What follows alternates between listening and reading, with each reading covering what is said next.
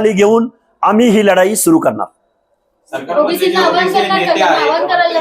OBC बांधवांना माझं हे आव्हान असेल, ओबीसी मध्ये परत 4-5 प्रकार आहेत।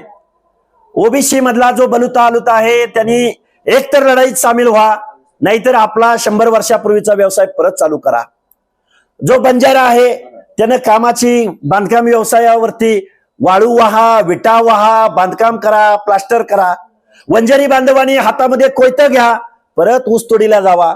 मेंढपाळ बांधवांनी, धनगर बांधवांनी परत मेंढराचा कळप करा, खंडी 2 खंडी मेंढर वाढवा आणि आपला परंपरागत व्यवसाय चालू ठेवा।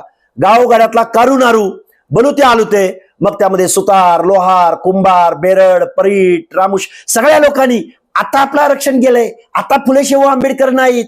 आता तुमचा सहानुभूतीनं, बंधुतेनं तुमच्यावर अन्याय होतोय। तुम्ही गावकसाच्या बाहेर आहे, तुम्ही गुन्हेगार आहे, तुम्हाला मान सन्मान नाही, तुम्हाला झेंड्याचा दोरी वडायचा अधिकार नाही, तुम्हाला सरपंच पदाच्या खुर्चीवर बसायचा अधिकार नाही। तुमच्याकडं कोणीही सहानुभूतीनं बघणार नाही। ना शरद पवार, ना सुप्रिया सुळे, ना फडणवीस साहेब, ना बावनकुळे साहेब, कोणीही तुमचं नाही। सत्तेमधून पैसा, पैशामधून सत्ता, हे सगळे कारखानदारांचे नेते आहेत, हे सगळे वतनदारांचे नेते आहेत, हे सगळे राजकारणात प्रभाव दाखवणाऱ्या गावातल्या गावगुंड्यापासून, मटक्या बुक्कीपासून ते गावगाड्यातल्या पॅनल प्रमुखापासून या सगळ्या लोकांची बट्टीक आहेत। कारण यांना भीती आहे की आपला पक्ष पराभूत होईल, आपला आमदार पराभूत होईल, आपलं राजकारण अडचणीत येईल। तुमच्या बाजूने मात्र कोणीही उभं राहायला तयार नाही। हे संविधानाचं तत्व आज रोजी पायदळी तुडवलेलं आहे।